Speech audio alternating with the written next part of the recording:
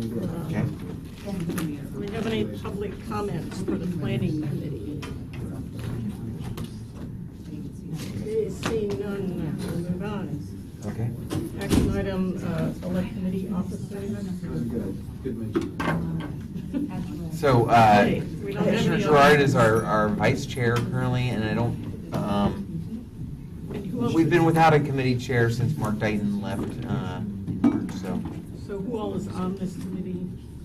3 of us? These are the members, plus Bill Johnson, who is out of town. Okay. And now we have an alternate in our new beach representative, Oh, great. who will be joining us. From North Reading. From North Readington, yeah. I think. Is that right? You have his picture. I haven't met him, I don't know. His picture was in the Friday Yeah, I've met him. newsletter. I've met him, yeah. I'm trying to remember. It's in the Friday newsletter. So, I nominate Commissioner Patchard as chair of the planning committee. Second. Okay. Okay. Do we have any other nominations, please? well, Seeing none. All in favor, say Aye. aye. congratulations. Opposed? Congratulations, No. Pat. Okay, thanks. And would you like to Oh, then come name a vice chair? Yes, we need a vice chair. I can't.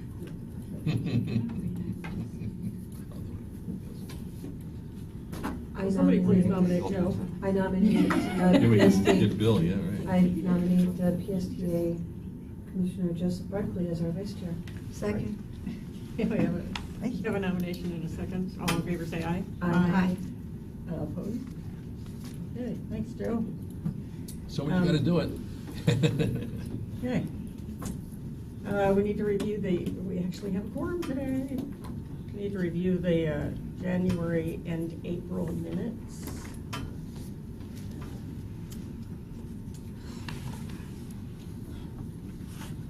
Okay. Yeah, we actually have, well, January. You were not on the board in January. No, I'm not getting anything to come There. Entertain a motion I make a motion that we accept the January and April meeting minutes. Okay. I second? to, we have a motion and a second. All in favor, say aye. Aye. Do we have any corrections? Okay. Okay, we're gonna talk about federal sandbox grant. Great. Chris Okay, and Chris. Heather.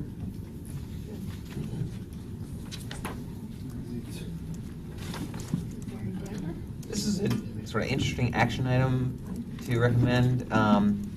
As Chris is going to explain, it's a very exciting project. We're very happy, thrilled to be innovative in this way. Although I do feel a little bit guilty because basically the PSA board can't really say no to this, or else we'll get in trouble with the federal government. But tell You're them. saying that we already have it. yeah. So let me elaborate on that. Before you we have a action item to recommend providing our CEO with the authority to approve the contracts to carry out this FTA grant that we've received. Give you a quick background on the grant. We have presented to you before, but just a little reminder, we received a $500,000 grant last year to operate a demonstration of the use of partnering with TNCs, Uber, Lyft type companies, traditional taxi companies, and a wheelchair provider to demonstrate a more cost-effective and efficient business model to run paratransit services. Sorry, We were was it one of, TNC? I'm sorry? TNC? A transportation network company, Okay, thank you. Chris, which is what Uber and Right. Tell them that they have this at their places. Oh, we do. And you can explain. thank you. All right. Never mind. No, we were, PSTA was fortunate enough to be one of 11 agencies from 78 eligible applicants to the FTA Ability on Demand Sandbox Grant.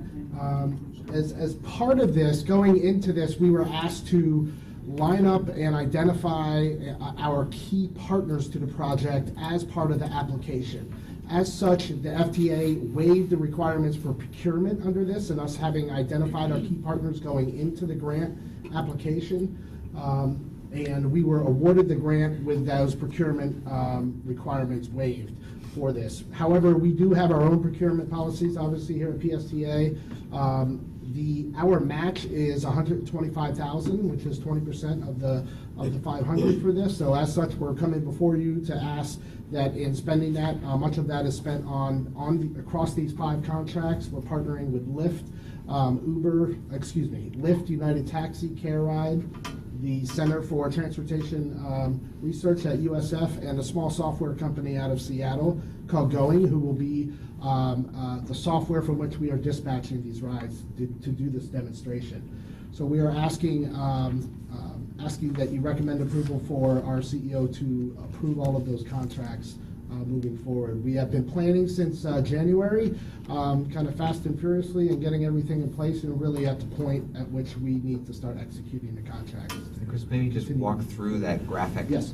How the program works. So this graphic in front of you, essentially on the bottom here, how it's going to work is, and it outlines it as you as a paratransit customer, we will identify an initial pilot group and expand that group of people as the program gets going and we get comfortable in the operations of it. They will call into PSTA, and we will have a dispatcher who will provide them with their choice of whether they want to use Lyft, a United Taxi, or Care Ride. Now, Lyft will have 2 types of vehicles available for both ambulatory and wheelchair accessible.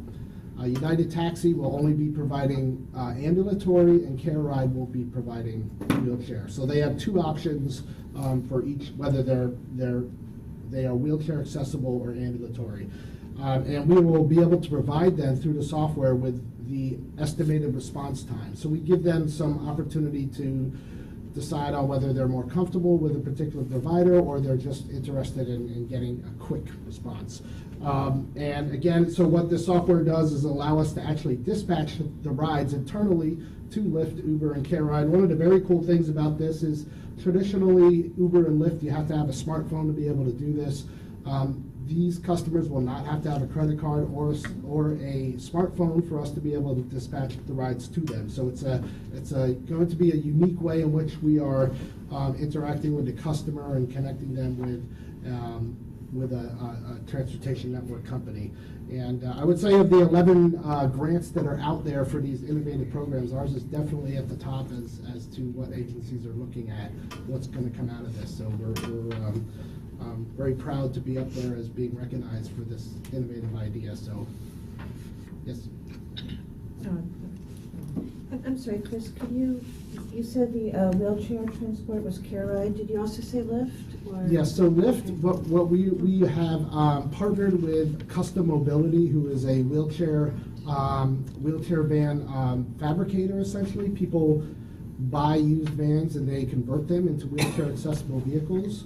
So they will be onboarded to the Lyft platform, and they will work like an Uber or a Lyft driver does in receiving ride requests, and they will go out and pick them up in their wheelchair accessible vans. Some of which the software allows us to identify people's needs in actually needing help to get into the van. So it'll actually be able to, at some point, be able to connect disabled drivers who are disabled themselves but able to operate a vehicle and actually picking up other disabled people. And a lot of them are veterans as well, so it's a very exciting opportunity. That's really cool. So this is what we were talking about in DC that everybody was so fascinated about. Yeah. Yeah. Yeah. And, no, I'm sorry, you had a question. I have 2 questions, actually. One is, down at the bottom, right next to the photo of the person being loaded into the vehicle, it says the lift cost is $750. Does that include the cost for the paratransit program, or is that only for just a regular pickup? For a regular pickup. So for Lyft, they do not charge the rider an extra cost. There's no additional cost to be a wheelchair rider. There is an incentive for wheelchair accessible vehicles to pick up wheelchair users. And that'll be part of Uber and Lyft and PSTA's contribution for the driver's incentive to pick them up. But they do not charge an additional fee to the rider. Does this include financially disadvantaged persons? This does not. This is It What? does. there can be TV or there can be financially. Just like Like Goodwill. TDS. Yeah. Yes, but this comes out of our current DART. Okay, current this DART comes out eligible of DART. passage. Yes. But we still have a, They can be transportation disadvantaged, but for this program specifically, they have to be disabled, DART eligible. okay, not just low income. all right. Now, we did, on the TV late shift program is continuing for another year with that. Good. Specific to that. They're But probably we talking are about gonna as try we speak. again to budget, to get grants for the late shift. We put in an application for year 2 of the late shift, and the TD Commission is meeting today, Probably right now as we speak. right we're as we talking speak, about, to That's award why- us $505,000. We just heard like Send 2 up a days little ago. prayer. Yep. Yeah. We'll keep- yeah. I got to know this because of meeting yesterday at our TD, our, The LCB. you know, right, Yeah. LCB meeting, Great. so. So lots of great ideas and good opportunities coming out right here. Terrific. With that, Any more questions about? any other questions? Yeah, I have another question. The Lyft drivers own their own vehicles, correct? Correct. Okay, so the ones who are operating the paratransit, they're gonna have to buy a customized vehicle to do that. So how, one of the reasons we're partnering with Custom Mobility there are lots of people out there who own their own converted vans. Uh-huh. And they're only being used when they're taking a family member or themselves perhaps Okay. to the VA a Mhm. few times a month. They want to be Lyft drivers, and they want to leverage having that van, their personal vehicle, to make money from it. So this provides them with not only an employment opportunity, but to satisfy a gap in services needed as well, so. Okay, so they're gonna use their own vans, or else they'd have to go acquire one somewhere, buy one. Correct. Or To be in this program. lease it One from Yeah. the Custom Mobility guy. Yeah, okay. Third question then is, how are they compensated? Because they would have, something that's much more expensive than a basic car. Correct. So for drivers of wheelchair users, they are paid more than a regular driver would. Some models are that they get 100% of the fare as opposed to 80%, which is what most models are right now. That is something we will be negotiating. We already know that drivers will be getting some sort of added incentive. That's one of the challenges of these TNCs breaking into this wheelchair accessible vehicle market, is that the expectation is the drivers are getting paid more than they are collecting from the ride. That being said, it's a great opportunity because Lyft now has the opportunity to leverage the partnership with PSTA to share that extended cost that can make it more affordable to Lyft to be able to pay their drivers to be out there.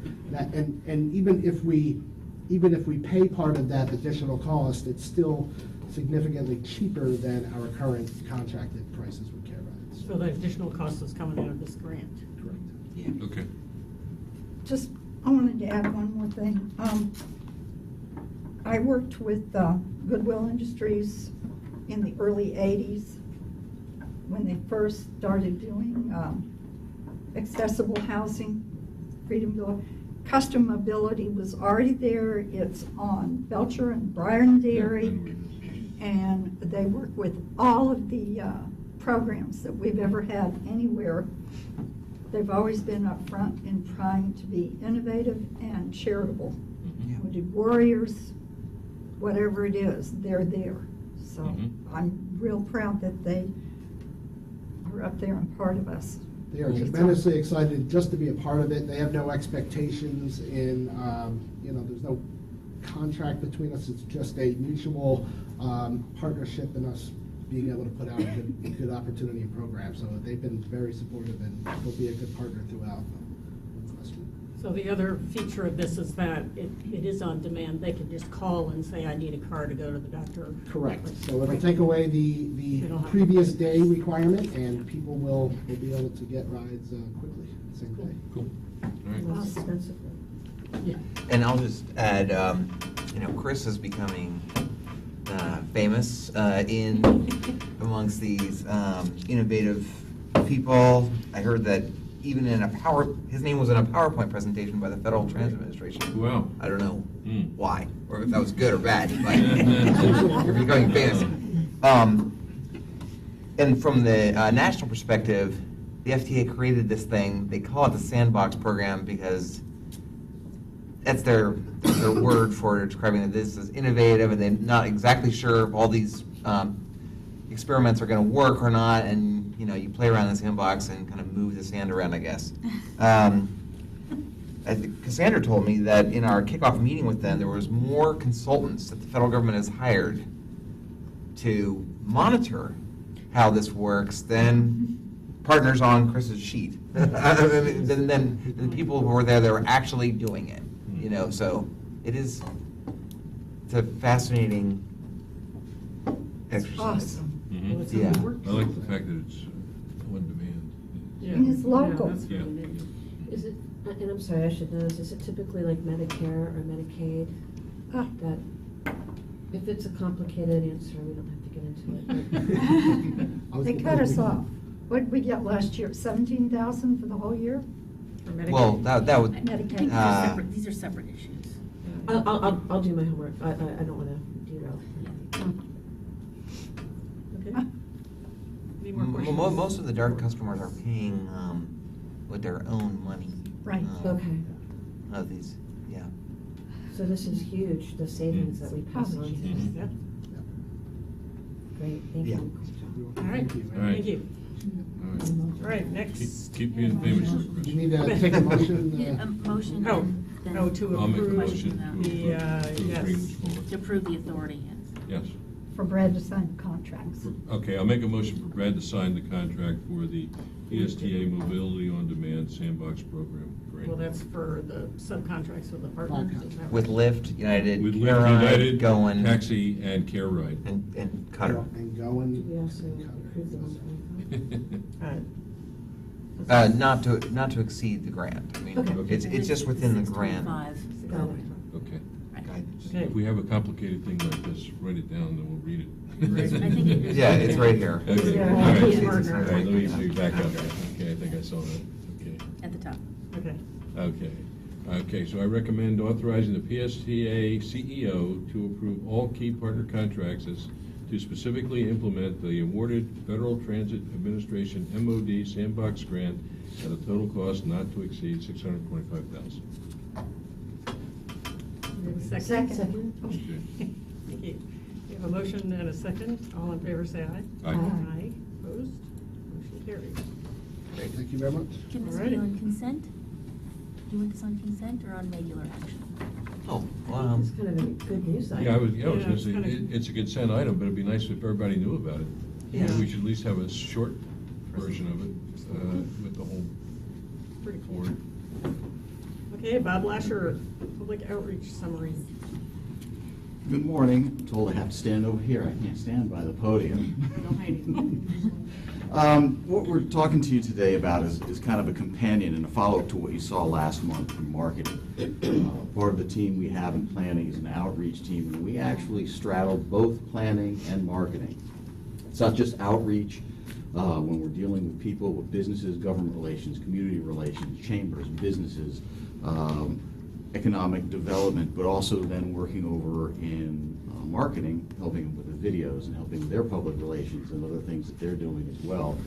So what we're going to give you is kind of an overview of some of the activities we've been working on just for the past 6 months, some of the things and the hours we've been putting in Going back to last October when we were doing the outreach, when we had the service changes, we would be out there, and also in February, we would have our team, along with some other volunteers from PSTA, out at critical locations around the county, letting people know these are the bus service changes that are coming, these are what you're going to be faced with, here are the new things, and helping them make sure they know what was available to them, whether their route was changing or whether they had new options for traveling later at night. That was about 255 hours just in doing those two service changes.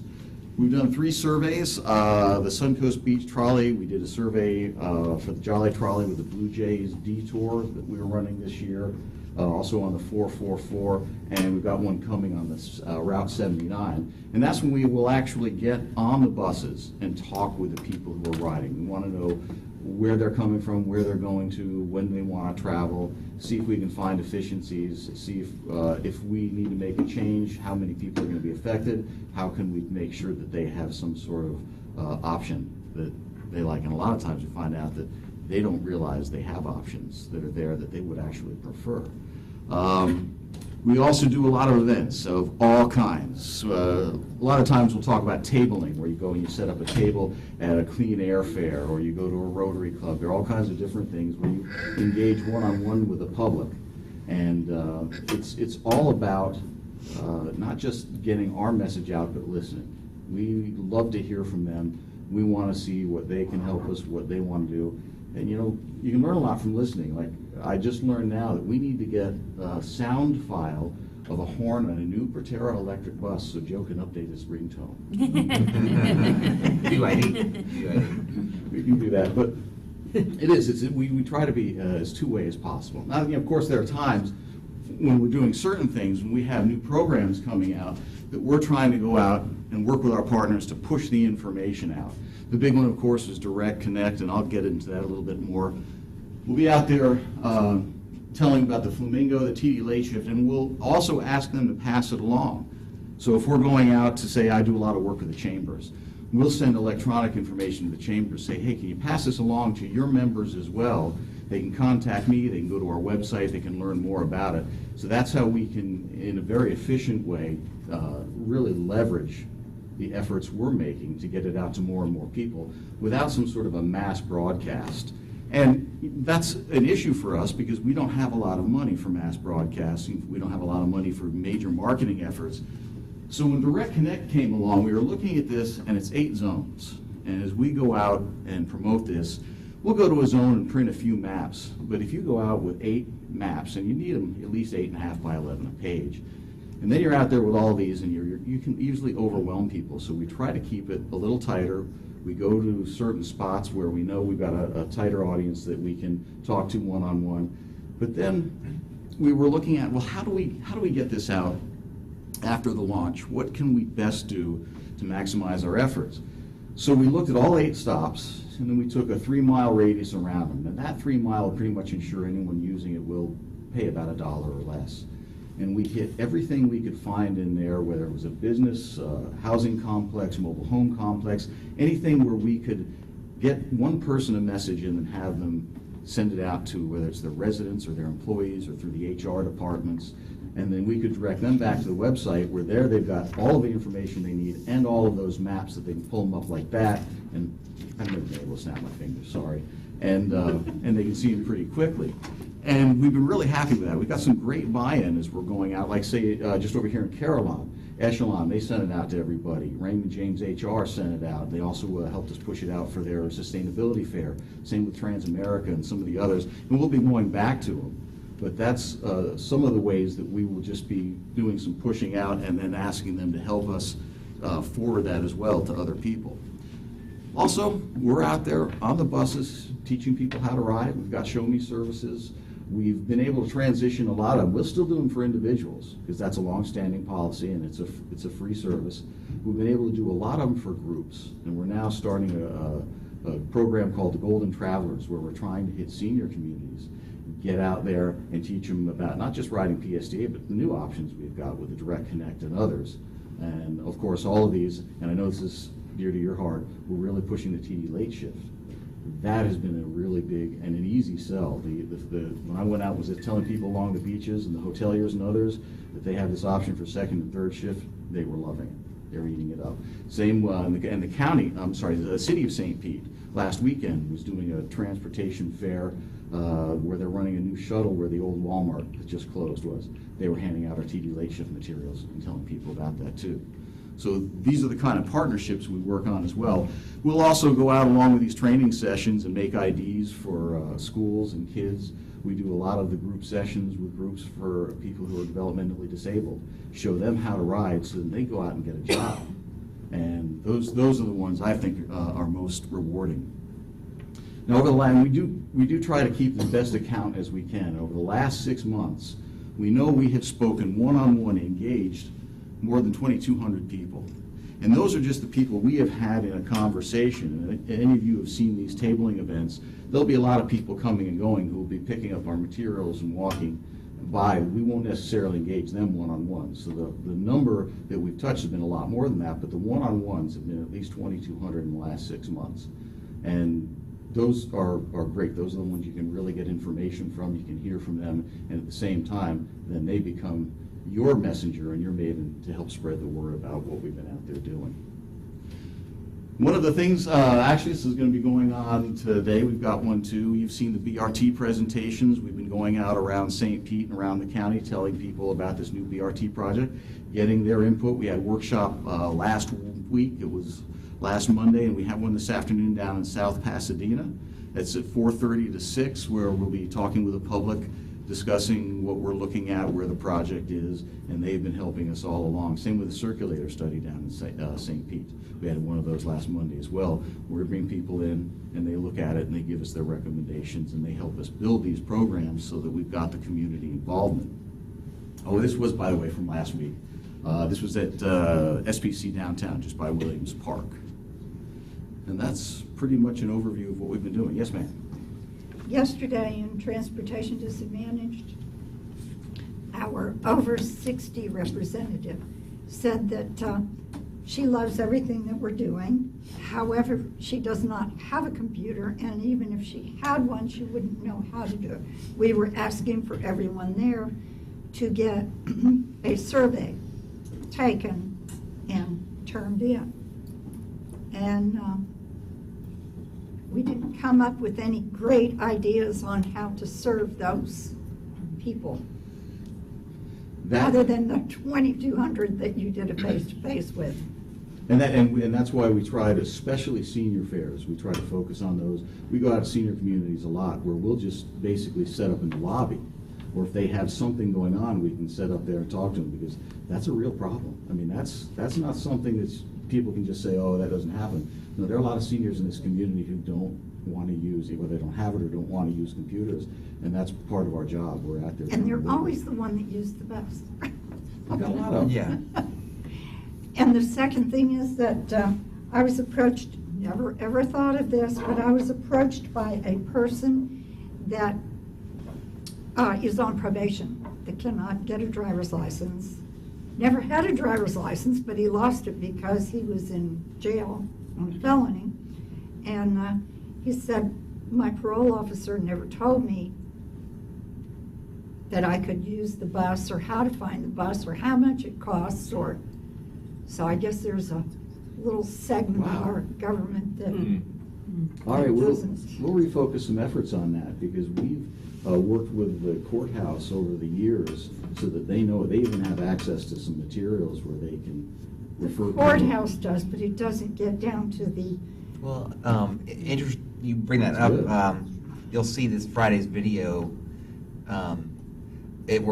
It's a little promo for our hall pass, our 18 and under $35 pass for the whole summer for kids. Right. And when we were shooting the video, we met this guy, this young man who is 18, and he got in trouble, and he was sitting there, perfect, and he agreed to be in our video. And his parole officer told him, and his parole officer had given him, or I don't know if it was a parole officer exactly, but the person that's overseeing his sentence or whatever gave him a 7-day bus pass to try it out. So he had never ridden the bus before, but he had just gotten a landscaping job, and he was sitting there. They don't know anything about this. They don't know about the financially disadvantaged person. Yeah. I know. So, I'll make a Probation special officer point. And juvenile justice may be a good place to go talk to case managers. You know, and come to think of it, they haven't brought us in a while. They usually do bring us in for a presentation. They get all of the young newbies in the legal system, although Bernie McCabe says he's had no money, maybe they have no new people, but they bring them in so we can talk to us. I mean, if you've seen him give his presentation, I mean, it's kind of heartbreaking, but they usually bring us in to talk about programs like this. I'll see if I the can set something individual up. parole officers, There's not- got to, there must be an organization. Let me see what I can track down and see if I can get to them. That's important. Sheriff does probation. I seem to remember, I think on our old website, we had like some kind of video, and it was like how to ride the bus, which I think is important because it just really just lowers the barrier, like anybody who hasn't ridden a bus before, it just makes it really easy, like this is where you find your route, this is how you buy your ticket. Do we still have that on our new website, or is that something we should update? I don't know. I mean, I know that those things are only Should. useful I if know we it have a was way to updated. get them out for people to look at them. It was updated earlier this year, but I know they were, because of the new website, they weren't putting everything on there. I know it's scheduled to be updated again. But I'll find out, look at it. I haven't pulled up any actual videos from the new website. Well, that would be a good thing to take out when we're doing outreach too, Mhm. because frankly, those people probably don't know. Oh, yeah, we- Probably probation officers and parole officers. both of the, Yeah. both of the two young men that came to me, one's 24, one's 28, they grew up in St. Petersburg and South St. Pete. Nothing, zero. Yeah. I brought that to them and they were like, what? And this stuff, in fact, one of the things that our team is working on is a new how to ride guide. We're in focus groups, we're doing some internal and external to come up with a new easy guide, teach people how to ride that we can have with us, especially when we go out and show kids and newbies how to ride, because it's something that we want to be able to hand out and then also have on the website to take them through as well. It's a daunting task, 940,000. Yes, it's a lot of people. And in our outreach team, we have 2 right now. We're going to bring on a 3rd soon, but Does it kind of get you when they say, what? yeah. What do you mean? Yeah, it's 13 years now. I've gotten used to it, but yeah, it always kind of has surprised me. But we also Yeah. see the progress, though. That's the fun part, because you do. The more you go out there, you see new groups, and then they're starting to spread the word. And it just keeps filtering. And as much as I don't like to bring it up, green light did help spread the word. Good job. Anything Good or else? bad, yeah. All right. Thank you. Thanks. Good. All right. Future meeting subjects. Well, next month, the primary item is going to be the FY18 budget and its full glory. We're still, as we told the Finance Committee, we're still assessing the potential impact of the homestead exemption expansion. That could be $2.4 million impact or $1.9 million maybe. We're trying to find out which it is for PSTA. But so far, we've been going through a whole budget meetings internally, put that together. But that'll be the main item in your June planning committee. Yeah. All right. Are there any other business we need to talk about? All right, meeting adjourned then. Excellent. Thank you. Okay. Question. Thank you. No, I'm good. Was that fast enough? Yesterday's chamber meeting, there was a question about how Is Ross here? He told me yesterday he would see me, but I don't see him. Maybe he's watching it on TV. Ross says we work closely with Pinellas Ex-Offenders Reentry Coalition for the transportation disadvantaged. Okay, well, both of these people are recently on probation after spending many years visiting.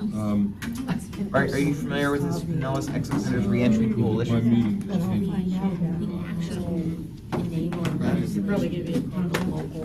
Maybe part of the group that we work with called Human Services. You're right. Local government. It's a large organization for all of these, I think. So. You've heard of this group? Extenders, reentry? Reentry coalition. You're familiar with it? Or public safety, But it was originally